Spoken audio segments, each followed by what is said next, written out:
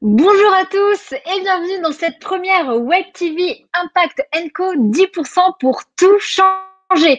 Alors c'est une initiative du Haut Commissariat à l'économie sociale et solidaire et à l'innovation sociale en partenariat avec le French Impact et Promodonab. Le but, c'est que chaque semaine, nous allons vous donner 2 rendez-vous afin de vous partager toutes les innovations, mais également solutions durant cette crise sanitaire sans précédent. Nous donnerons la parole et nous partagerons ces solutions via des entrepreneurs, mais aussi des entreprises de toute taille, et notamment celles qui font partie de la coalition 10%. On donne tout de suite la parole au commissaire à l'économie sociale et solidaire pour commencer cette thématique Aucune entreprise sans solution avec Christophe Itier. Bonjour Christophe Itier. Bonjour Cyrielle. Bonjour à tous, bonjour à toutes. Alors, je suis ravi d'être parmi vous aujourd'hui. merci à vous, en tout cas, pour avoir donné cette impulsion durant cette crise, pour rythmer tout cela. Alors, tout d'abord, je viens de mentionner cette coalition de 10%. Est-ce que vous pouvez nous la présenter en quelques mots?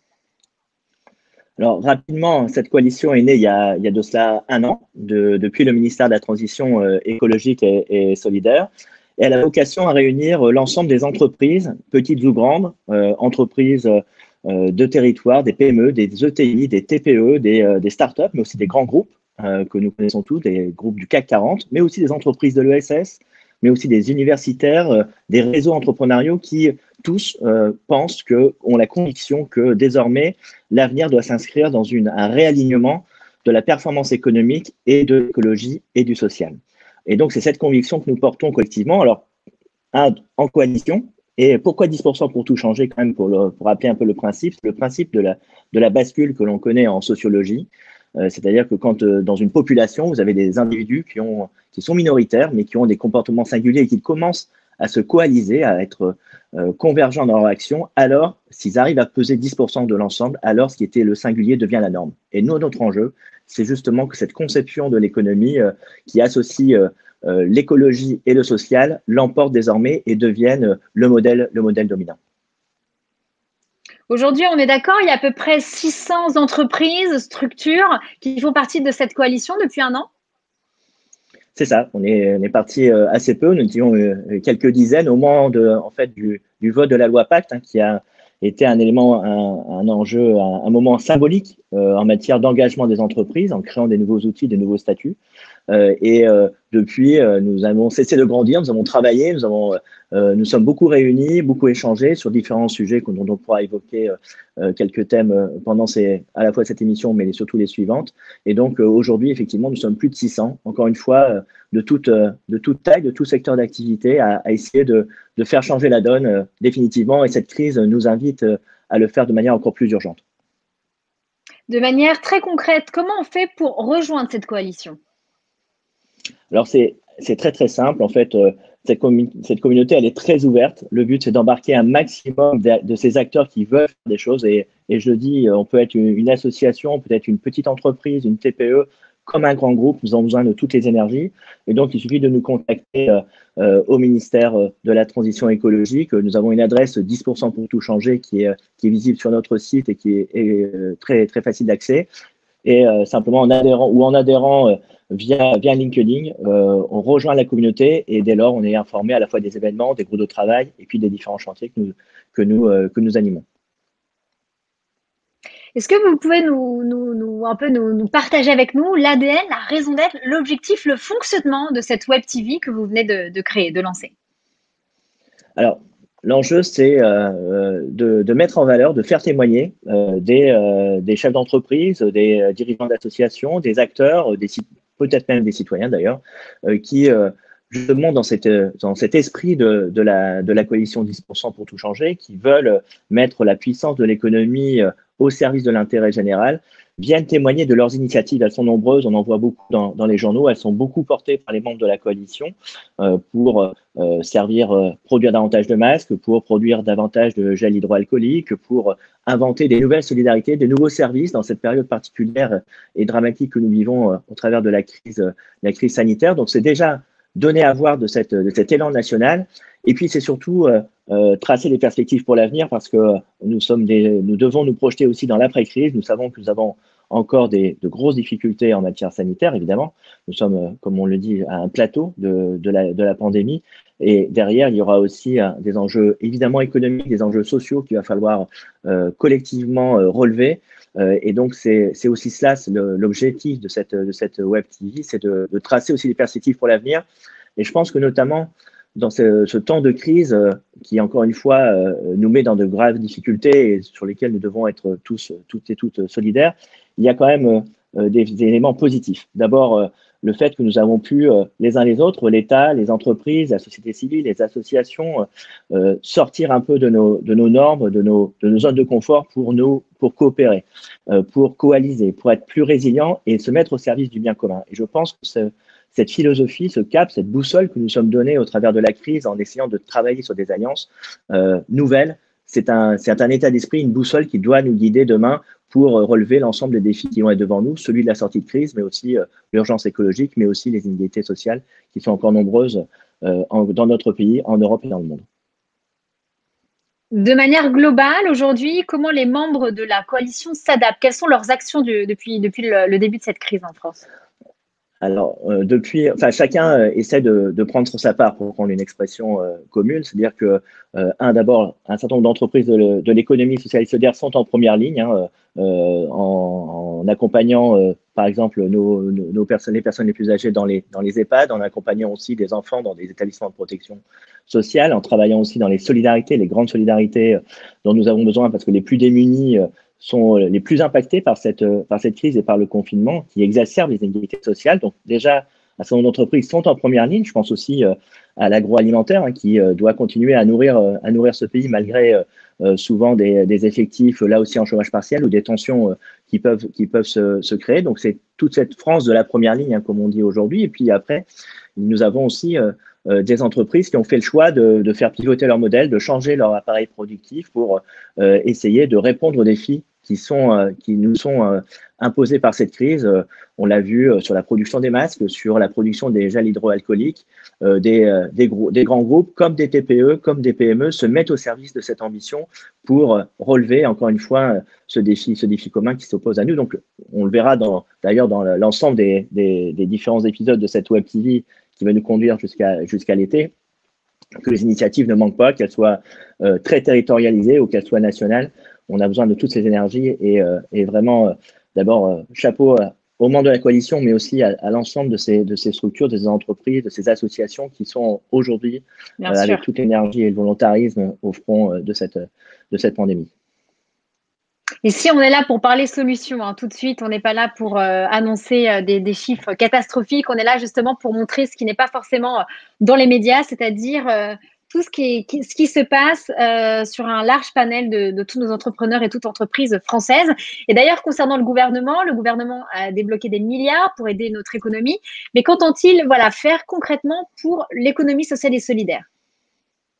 Alors, d'abord, faire en sorte que ces milliards, ce fonds de solidarité, ces garanties d'emprunt soient accessibles à toutes les entreprises et notamment les entreprises de l'économie sociale et solidaire. Donc, c'est un premier objectif que nous sommes donnés, qu'aucune entreprise de l'économie sociale et solidaire soit sans solution. Le gouvernement fait un effort inédit face à une crise inédite pour faire en sorte que toutes les entreprises de toute taille puissent trouver des moyens, à travers le chômage partiel, à travers des dispositifs financiers, trouver les moyens de surmonter cette crise au mieux.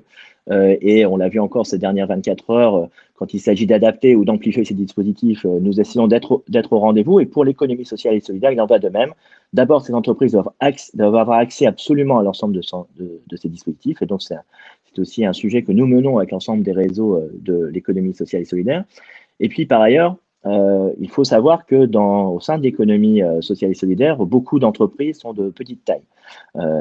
Pour 3/4 d'entre elles, elles sont de moins de 10 salariés et beaucoup sont même de très petite taille, puisque si l'on prend par exemple les entreprises associatives, les associations qui emploient des salariés, pour moitié d'entre elles, elles ne recensent que 1 ou 2 salariés. Et ces entreprises, même si elles peuvent avoir accès, par exemple, au fonds de solidarité, bien souvent sont en difficulté parce que sont isolées. Quand on est une toute petite entreprise, une petite association, c'est beaucoup plus difficile de rebondir, de trouver les bons réseaux, de trouver les bons leviers. Et puis par ailleurs, comment dirais-je, par rapport à cette problématique, bien souvent, Vous avez elles ont une besoin solution? d'être accompagnées. Alors, on va essayer de trouver une solution. Encore une fois, dans ces moments de crise, je pense qu'il faut être à la fois ambitieux parce qu'il faut sauver toutes les entreprises. Hein. Notre objectif, c'est qu'aucune entreprise ne se retrouve sans solution. Mais en même temps, il faut être aussi humble parce que les défis sont immenses. Et notamment quand on s'adresse à ces petites structures, ces petites associations, elles sont bien souvent invisibles dans les journaux ou dans nos médias. Et pourtant, elles sont essentielles à la vie de tous les jours, à la cohésion de ce pays. Et donc, ce que nous allons essayer de faire, c'est de mettre en place ce que nous avons appelé un dispositif de secours économie sociale et solidaire, secours ESS, qui vise essentiellement les entreprises, les associations de moins de 3 salariés, donc les toutes petites structures, qui sont aujourd'hui en péril, qui sont en danger, et qui, si on ne leur tend pas la main, demain disparaîtront, et avec elles, au-delà des emplois qui seront détruits, ce sera aussi le lien social dans ce pays qui sera entamé. Et donc, ce dispositif va viser à 2 choses.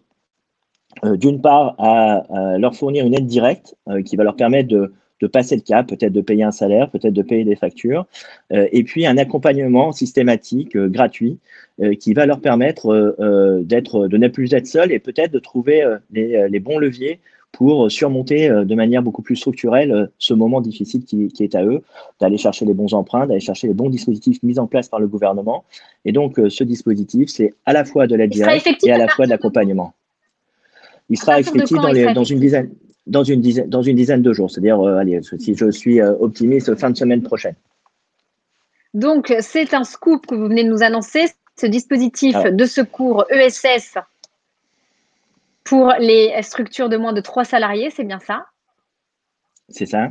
Et donc Voilà. aujourd'hui, pour être très, très concret, évidemment, on sait que ça doit adresser un nombre conséquent de structures. Aujourd'hui, nous avons lancé ce dispositif en partenariat notamment avec France Active pour déployer ce dispositif à l'échelle nationale de manière très, très rapide. Aujourd'hui, il est financé à hauteur de 3 millions d'euros.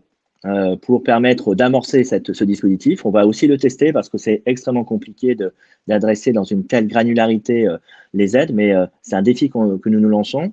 Et dans ces 3 millions d'euros, il se trouve qu'on a un partenaire financier qui a relevé le challenge avec nous, qui est la BNP, qui a décidé de nous dire, ben voilà, nous en tant que banque, on va aider aussi ce dispositif, et donc nous a proposé une aide à 1,5 million d'euros pour abonder ce dispositif qui en même temps n'est pas qu'un dispositif financier, mais qui est aussi un dispositif d'accompagnement. Alors, expliquez-nous, effectivement, sur ces 3 millions, vous venez de le dire, il y a 500 000 euros qui vont être justement abondés par BNP Paribas. Pourquoi, justement, vous avez voulu faire ce partenariat avec BNP Paribas? Est-ce qu'il y avait déjà une légitimité par rapport à l'économie sociale et solidaire? Oui. Alors, BNP Paribas le dira sans doute mieux que moi, mais nous travaillons déjà avec beaucoup de banques. Il se trouve que nous travaillons aussi avec BNP Paribas sur un certain nombre de dispositifs liés à l'investissement à impact social, liés à l'entrepreneuriat social. Et vous l'avez vu, BNP Paribas a lancé un grand plan d'engagement de plusieurs dizaines de millions d'euros récemment, je crois que c'était jeudi dernier, qui soutient l'hôpital, qui soutient aussi des grandes entreprises de l'économie sociale et solidaire. Et puis, parmi les partenaires que j'ai sollicités pour abonder ce fonds, BNP Paribas m'a dit, on va tenter le coup et on va vous aider, on va aider cette initiative pour essayer encore une fois d'adresser des associations, des petites entreprises dont on parle peu, mais qui sont encore une fois essentielles. Et je pense qu'elles doivent aussi entendre au travers de ce dispositif que nous avons une grande préoccupation sur la pérennité et la continuité de leur activité, qui encore une fois fait le ciment de ce pays. Je vais repasser la parole à Christophe Itier parce que je crois que Christophe Itier, vous voulez faire un appel parce que pour aller plus loin, justement, vous voulez vous fixer un autre objectif. Aujourd'hui, ce fonds est abondé à 3 millions via notamment le premier partenaire qui est BNP Paribas, mais vous évoquez également des accompagnements complémentaires. Vous allez solliciter qui? Qu'est-ce que vous voulez faire pour aller plus loin? Alors d'abord, en fait, nous savons très bien que ces problématiques des petites entreprises, les 3 millions d'euros que nous mobilisons là au lancement de ce dispositif ne suffiront pas. Et donc, je lance un appel à toutes les entreprises, à toutes les banques, les fondations qui veulent, aux côtés de l'État, participer à cet élan, de rejoindre ce dispositif qui sera d'une utilité sociale extrêmement forte, puisqu'encore une fois, ces acteurs sont essentiels et il faut absolument assurer que pendant cette crise, ils puissent être soutenus. Et donc, voilà, qui le souhaite peut nous rejoindre à la fois pour des soutiens financiers, mais aussi on peut imaginer, et on a un acteur justement qui est présent aujourd'hui sur ce plateau qui va nous en dire davantage aussi, mais c'est aussi des aides humaines. Je pense que cette crise, elle est à la fois les associations, les entreprises doivent avoir un soutien, je dirais, de ressources humaines, d'accompagnement humain et de compétences de leurs problématiques, mais aussi avoir un accompagnement financier. Donc voilà, toutes les initiatives peuvent être possibles, mais là, ce que nous avons besoin, l'État prend sa part et a abondé ce dispositif à son lancement, mais évidemment, ce que nous souhaitons, c'est que cette initiative prenne de l'ampleur. Nous sommes à 3 millions d'euros. Je pense que si nous arrivons dans les semaines qui viennent à le porter à 10 à 15 millions d'euros, nous serons déjà plus au rendez-vous de l'immense besoin de ces acteurs qui sont encore une fois essentiels pour notre pays aujourd'hui en temps de crise, parce qu'ils bien souvent ils créent des solidarités renforcées vis-à-vis des plus démunis, mais aussi demain quand il va falloir reconstruire une partie du lien social, reconstruire une partie de l'économie, ils seront indispensables pour, dans nos territoires, assurer ce lien social. Et donc, j'en appelle à toutes les bonnes volontés, entreprises, fondations, de l'économie sociale et solidaire, de l'économie tout court. Si vous souhaitez participer à cet élan, nous avons créé cet outil pour vous, en fait, pour vous permettre que votre engagement financier, notamment, puisse aller au plus près des besoins des structures qui sont aujourd'hui les plus en difficulté. Alors, pour justement donner des informations complémentaires, nous avons invité pour cette première émission Cyprien Guez. Bonjour, vous êtes un entrepreneur, vous avez 30 ans et vous avez fondé en 2018 Toutes mes aides. C'est le plus grand simulateur en France d'aide, c'est bien ça? Oui, bonjour Cyrielle, bonjour à toutes et bonjour à tous et merci pour cette invitation. Juste oui, c'est bien ça, en France, juste savoir qu'une aide sur 3 n'est jamais réclamée. Donc, c'est de là qu'est partie votre start-up. Oui, exactement. Toutes mes aides, c'est une start-up que j'ai fondée dans l'objectif de lutter contre ce qu'on appelle le non-recours aux aides. Le non-recours aux aides, c'est 7 aides sur 3 qui n'est jamais réclamée en France. Et on parle des aides pour les particuliers. Et c'est un tiers des gens qui ont droit au RSA qui ne le demandent pas, ou à d'autres aides, au logement, à la santé, etc., et qui ne sollicitent pas leurs aides. Et ce qu'on a fait, c'est qu'on a créé un simulateur, c'est le plus grand simulateur en France, pour permettre aux Français d'accéder à leurs aides. Aujourd'hui, comment fonctionne votre plateforme? Ça se passe comment? Aujourd'hui, c'est destiné à qui? Aux entreprises? Aujourd'hui, c'est une plateforme qui est destinée aux particuliers, mais qu'on ne déploie qu'à travers les entreprises. C'est-à-dire qu'aujourd'hui, les entreprises s'abonnent à notre plateforme et l'offrent à leurs salariés. L'objectif, en fait, de ce modèle, c'est de permettre à ce que les bénéficiaires des aides ne payent jamais et ne portent jamais le coût de la solution. Pour eux, en fait, on considère que ça devrait être un service public et que, entre guillemets, ce qu'on propose doit rester entièrement gratuit et l'accès aux aides doit rester un service entièrement gratuit. Et donc, ce sont les entreprises qui financent ce service-là, qui l'offrent à leurs salariés et pour permettre à tous leurs salariés d'accéder à leurs aides. Mais ce sont aussi des associations qui le financent. Par exemple, on travaille avec la Croix-Rouge qui le finance pour ses propres bénéficiaires, ou alors des organismes, même des organismes publics comme BPI France, l'offre aussi à ses propres salariés, ses propres collaborateurs. L'abonnement, c'est pas non plus très onéreux pour les entreprises ou les associations, les ONG. C'est 2 €, c'est ça, par mois, par salarié? Oui, exactement. Alors on a un fonctionnement un peu différent pour les associations, surtout celles qui ont un grand nombre de bénéficiaires. Mais pour les entreprises classiques, le tarif il est de 2 € par mois et par salarié. Le système est très simple. L'idée c'est une plateforme uniquement accessible par abonnement en ligne et qui permet en fait à chacun de faire une simulation, de répondre à quelques questions. En quelques minutes, on va faire un diagnostic complet, on va lui dire toutes les aides auxquelles il est éligible. Et ensuite, à partir de là, il va pouvoir réaliser toutes les démarches sur notre plateforme de manière entièrement automatique.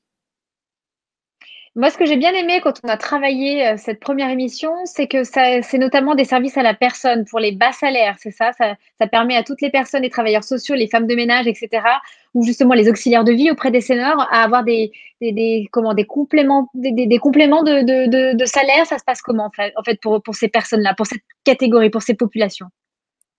Oui, exactement. Les auxiliaires de vie, par exemple, c'est une population qui en moyenne gagne moins que le SMIC en France, qui a un revenu qui s'élève à environ 700 à 800 euros par mois. Ce sont généralement des femmes et qui ont souvent des enfants à charge.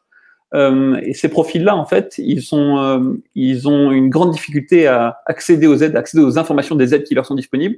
Et donc, souvent, ils n'accèdent pas aux aides auxquelles ils ont droit. En moyenne, alors pas simplement sur cette catégorie, mais sur l'ensemble des Français, il faut savoir que chaque foyer en France a droit à 110 euros d'aide par mois qu'il ne réclame pas. Et c'est réellement 110 euros d'aide. Exactement, 110 euros d'aide par mois par foyer, non réclamé. C'est ce complément de revenu que nous, on souhaite apporter aux Français. Et en fait, on compte sur la solidarité des entreprises, des organismes intermédiaires, des associations, pour nous aider à apporter en fait ce service-là à tous les Français. D'accord, très bien. Et alors, bien évidemment, c'est une émission spéciale un peu Covid-19. Vous avez mis en place une plateforme, on le retrouve, toutemesaides.fr/aide-coronavirus. Qu'est-ce que cette nouvelle plateforme et qu'est-ce qu'elle propose d'innovant justement concernant cette crise actuellement? Oui, alors en fait, du fait de cette activité, on a une expertise dans les aides. Et on s'est dit, avec cette crise-là, on doit faire quelque chose. Notamment, justement, on doit essayer de simplifier cette information au niveau des aides qui existent. Il y a eu de nombreuses aides qui ont été mises en place pour faire face à cette crise, mais à destination des entreprises. Et donc, on a décidé là de mettre en place une plateforme pendant cette crise à destination des entreprises directement pour les informer sur leurs propres aides, les aides aux entreprises. Et donc, cette plateforme-là, on a fait en sorte de recenser tous les dispositifs qui existaient au niveau national. Et ces dispositifs, on les explique de manière la plus simple possible et la plus actionnable possible. C'est quelque chose qui est important pour nous parce que il y a beaucoup aujourd'hui d'informations sur les aides qui existent, mais en fait, c'est souvent compliqué à mettre en pratique. Alors, on fait tout pour que sur notre plateforme, ce soit le plus simple à mettre en pratique. Jusqu'ici, les retours ont été plutôt bons. Beaucoup d'entreprises ont dit qu'elles ont réussi à accéder à leurs aides depuis notre plateforme. Alors, de manière très concrète, Cyprien Guez, ça veut dire quoi une aide aujourd'hui pour les entreprises? Elle vient nous voir pourquoi? Alors, ça peut être un prêt garanti par l'État, comme on en discutait juste avant. Ça peut être le dispositif pour mettre en chômage partiel ses salariés, mais ça peut être aussi même des financements complémentaires apportés par la BPI, un report de charges, un report d'impôts, etc. Ce sont vraiment tous les dispositifs mis en place. Ils sont très nombreux, je pourrais pas tous vous les citer. Il me semble qu'on en a une 50aine déjà référencés. Et tous ces dispositifs, c'est compliqué pour les entreprises de savoir en quelques minutes tous ceux auxquels elle peut être éligible et comment les demander, comment les solliciter. C'est vraiment le travail qu'on essaie de mettre en œuvre pour simplifier cette phase-là pour les entreprises. Et on remarque justement vous avez beaucoup plus d'entreprises qui viennent sur vos sites. C'est une multiplication par 5, c'est ça, depuis cette crise, depuis le mois de mars? Oui, exactement. On a 5 fois plus d'entreprises qui viennent maintenant sur notre site depuis qu'on propose cette plateforme. Alors, je pense que la période entre guillemets nous a aidés. Mais ce qu'on a constaté surtout, c'est que ces entreprises qui sont venues pour chercher en priorité, pour chercher les aides auxquelles elles étaient éligibles en tant qu'entreprise, en fait, elles se redirigent souvent derrière vers notre solution pour leurs propres salariés. On a beaucoup d'entreprises qui ont pris conscience avec cette période qu'elles avaient une responsabilité d'aider leurs salariés et d'apporter un bien-être au travail et aussi en dehors pour leurs salariés. Et du coup, elles assument leur rôle d'apporter les compléments de revenus auxquels leurs salariés ont droit.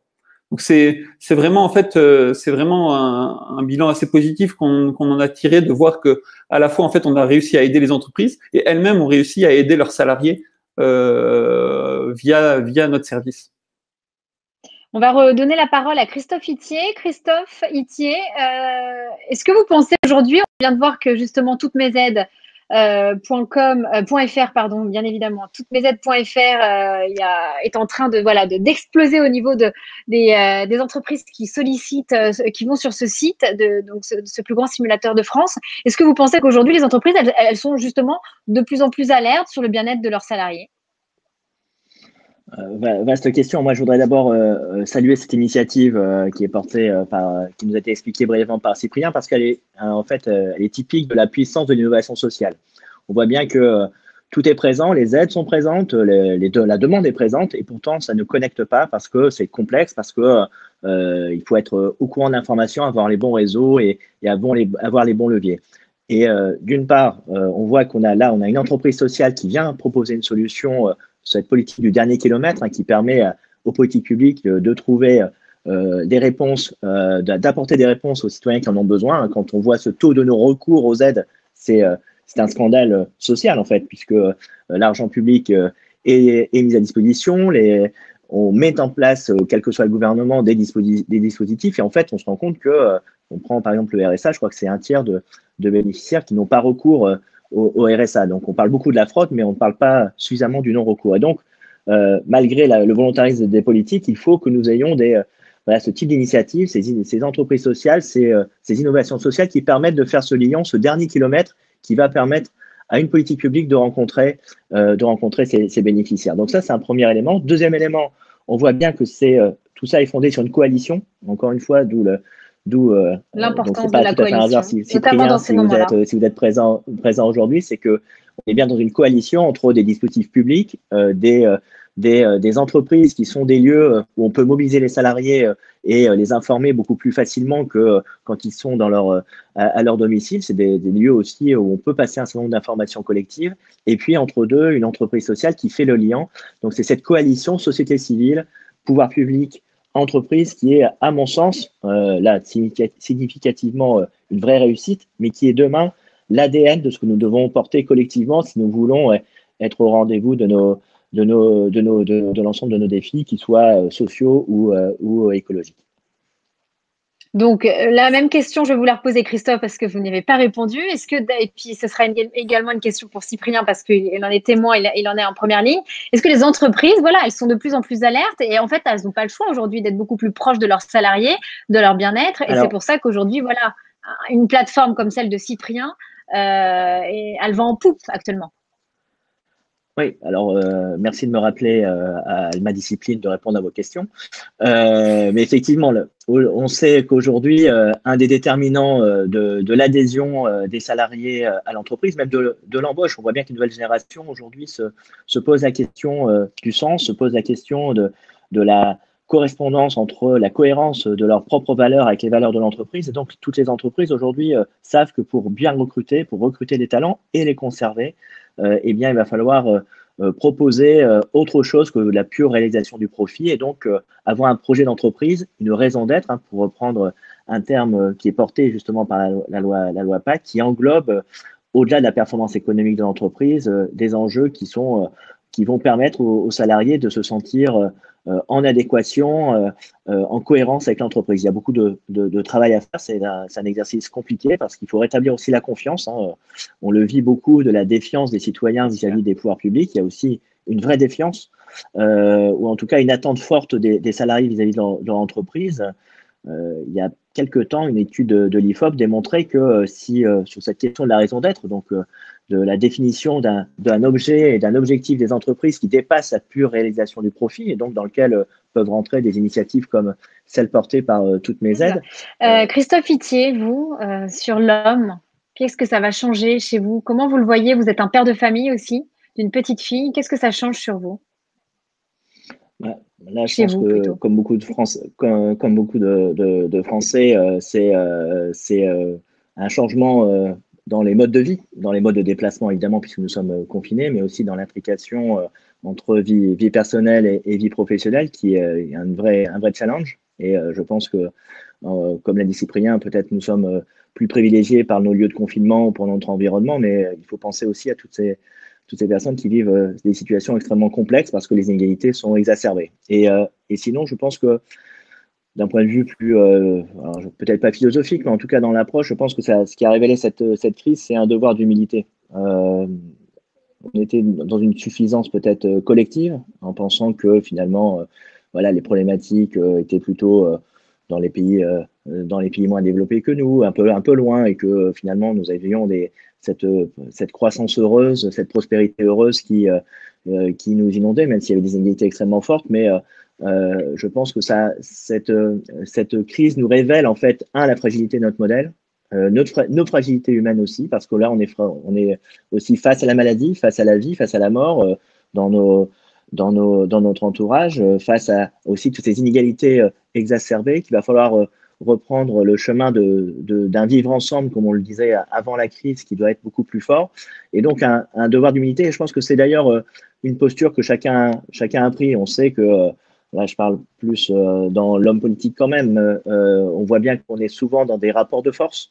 En politique, pour construire des décisions publiques. On est souvent, et on sortait d'un moment un peu compliqué avec la problématique de la réforme des retraites, mais ce pays est soumis à beaucoup de fractures, et on voit bien les tensions, et qu'aujourd'hui, quand on revient à l'essentiel, quand on revient au bien commun, et bien on se dit que chacun fait un peu un pas, mais derrière peut-être ces idéologies ou ces dogmes pour essayer de construire un chemin commun, parce que là, il y a urgence, parce qu'il est question de la vie ou de la mort, et il est question aussi de notre capacité à relever collectivement ce défi. Donc, je pense que cette crise, le premier enseignement, c'est l'humilité. Le deuxième, c'est de coopérer.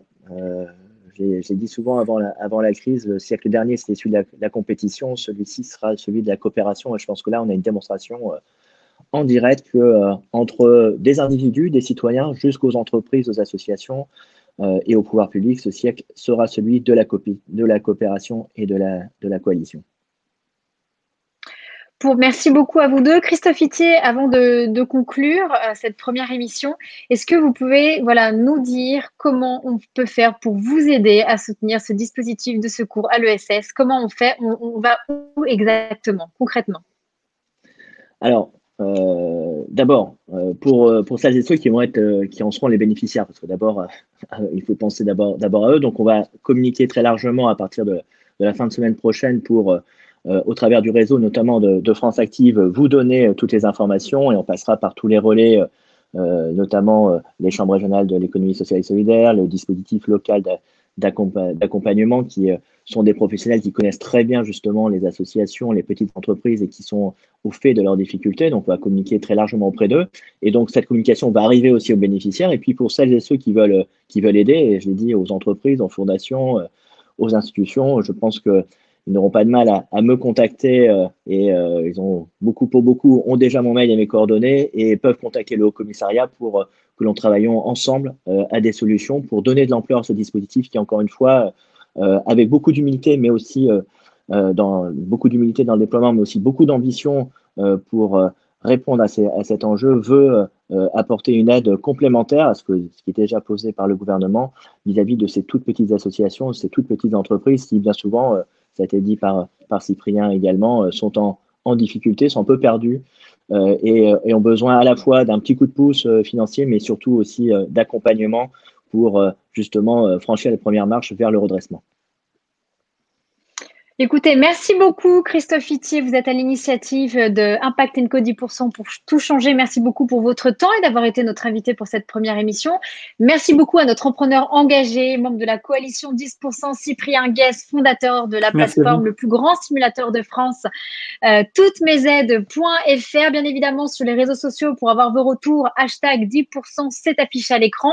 On remercie malheureusement pour des problèmes techniques, mais c'est en ce moment, avec Internet, ce sont les aléas. On remercie Raphaël Leroy qui était là, bien évidemment, pour préparer cette première Web TV. Raphaël Leroy, je le rappelle, elle est directrice de l'engagement de l'entreprise de la banque de détail chez BNP Paribas. On remercie également Pierre-René Lemas, qui est président de France Active. Malheureusement, on a eu des problèmes également pour l'entendre.